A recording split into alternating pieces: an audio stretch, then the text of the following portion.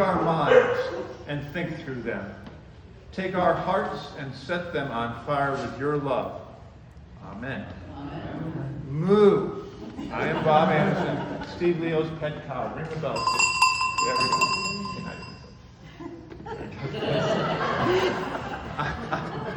Just the bell. I am also the head of St. Andrew's Stewardship team.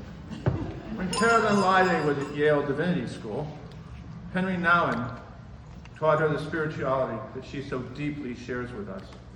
This morning, her teacher instructs us in the spirituality of stewardship. Fundraising is proclaiming what we believe in such a way that we offer other people an opportunity to participate with us in our vision. Fundraising is precisely the opposite of begging. When we seek to raise funds, we are not saying, "Please, could you help out because lately it's been hard." Rather, we are declaring we have a vision that is amazing and exciting. We are inviting you to invest yourself through the resources that God has given you, your energy, your prayers, and your money in this work to which God has called us. At St. Andrew's, we have a vision that is amazing and exciting. It is stated in the words you see on the poster, proclaimed by the banner we hang outside, and visible in the radiant faces you see all around you every Sunday. St. Andrew's nurtures diverse community across generations that seeks to embody God's love for all without exception by deepening spirituality, expanding hospitality, and enacting justice. St. Andrew's has always been committed to embodying God's love for all, and we always will be, because that is the never-changing heart of the gospel. Stewardship, in its broadest, deepest, and truest sense, is about passing on God's love from generation to generation. Consider our history. Next May, St. Andrew's will celebrate its 190th anniversary. We were founded in a time of turmoil over slavery and in a town that gave freedom-seeking people passage on the Underground Railroad. In the 1850s, when churches routinely charged rent to sit in the pews, our rector issued this radically inclusive invitation. All the seats in this church are free. It is a house of prayer for all people. The poor and the stranger will always find a ready welcome. The minister is always ready to visit the sick and the afflicted without regard to creed or circumstance. And all persons in trouble, sorrow, need, or any other adversity are kindly recommended to come to this house of God, that their burdens may be lightened by the consolations of religious worship and by the sympathy of Christ's ministers and people. St. Francis of Assisi could have written that invitation. St. Francis embodied God's love for all, welcoming the poor and the stranger and making peace with peoples of all faiths, even risking death to meet with the Islamic Sultan during the Crusades. St. Andrew's had its own St. Francis when Francis, aka Frank Griswold, was our rector in the 1970s. At a time when the Episcopal Church prohibited female priests, our Francis encouraged Carolyn Lyday and many other women to go to seminary. A host of female clergy surged forth from St. Andrew's in the years to come. And when Frank became the head of the National Episcopal Church, he presided over the consecration of the first openly gay bishop, Jean Robinson. Having received multiple death threats, Frank and Jean wore bulletproof vests during the service. Talk about embodying God's love for all.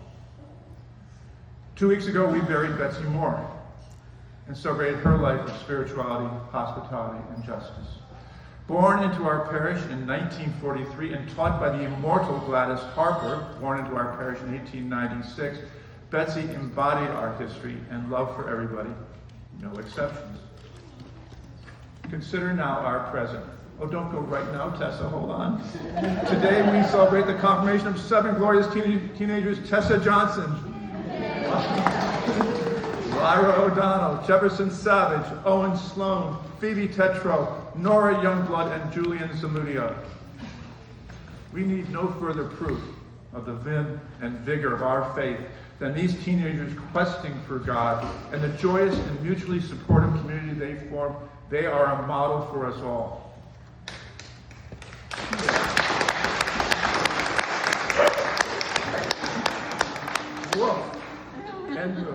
And if you need more persuasion that God's love is transforming our lives, well then take to heart the testimonials you will hear this fall. Listen to what St. Andrews means to Marcy White, Mary Tanfani, Jennifer Mitchell, Joe Royal and his daughter Jenny and granddaughter Mary Grace, Diane Curry, Nora Youngblood, Andrea Scherer, and John Abraham and his daughters Claudia and Carola.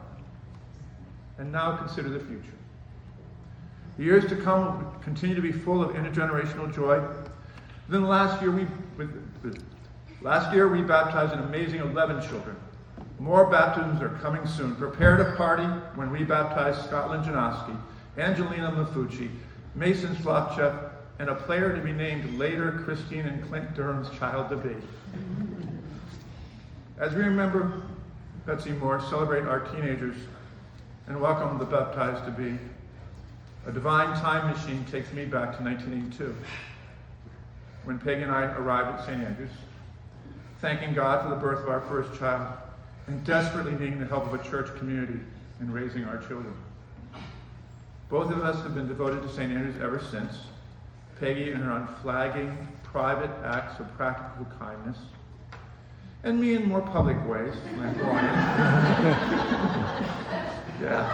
including wearing suits, teaching confirmation classes, leading racial justice and poetry services, and delivering communion. We have supported St. Andrews generously through our participation in pledges, and will keep on doing so, making the church our #1 beneficiary each year. Because someday we will die, and our places in the pews will be filled by future embodiers of God's love. You agree, right? That's an agreement? Okay. We have named St. Andrews as a beneficiary in our wills. We plan to pass on the love that we have received. Long live St. Andrews. God's love story is never ending. Every one of us has a role to play in staging the St. Andrews production of that love story. What's your role? How will you invest your energy, prayers, resources, and money in embodying God's love for all? Let me offer now a final vision of God's love, one that is seared into my soul. St. Andrews experienced 2 Holy Weeks last spring.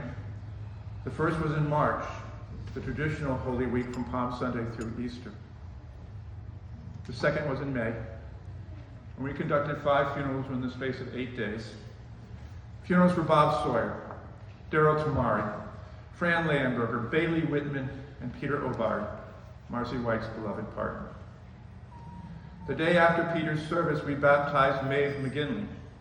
The church was packed. On one side of the sanctuary, Maeve's family and friends had poured in to celebrate her festival day. On the other side, Marcy and Peter's family had come to remember Peter in the church he loved and in the pew he sat in. On the one side, joy. On the other side, grief. On the one side, the newest generation coming into the life of faith. On the other side, the oldest generation passing into the life of faith beyond. After the service, Maeve's grandfather, Michael, and Marcy met in the center aisle and hugged. Tears of joy and grief commingled in a single expression of the love, the one love that unites us all. This is the faith that makes us of one heart and soul, gives rest to the weary and heavy burdened, lights us up with godly play, brings the arts alive, lifts every voice to sing, and transforms not just our lives, but the life of the community beyond our walls. This is the faith we are stewards of, from generation to generation, world without end, and St. Andrews without end. Please join me now in affirming our creed for this stewardship campaign. When I pause, I hope you will respond with a rousing yes. For all that has been, yes. Yes. For all that is now, Yes. Yes. and for all that will be. Yes. Amen and hallelujah.